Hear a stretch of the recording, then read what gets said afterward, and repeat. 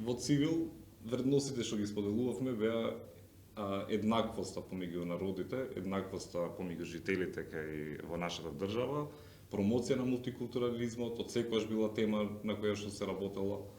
Па исто така и кога преминав во МОВ како невладина организација во Младински образовен форум, исто така мојот збогум од МОВ беше со завршување на проектот на УСАИД за меѓуетничка интеграција на младите во образованието. Значи пак тука го имав елементот на мултикултура и меѓуетничка интеграција. И сега доаѓам во ситуација, во функција, вработен како портпарол на општина Чаир, а знаеме дека општина Чаир исто така е една од најдиверзитетните општини на ниво на цела држава.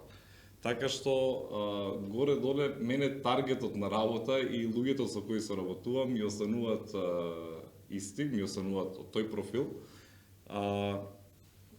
Разликата што можам да ја направам од NGO секторот и од невладиниот сектор и во државна институција. Пред се, нема да разговарам бидејќи целта и на невладиниот сектор и на институциите државни е секогаш да се промовира мултикултурата како вредност на нашата држава.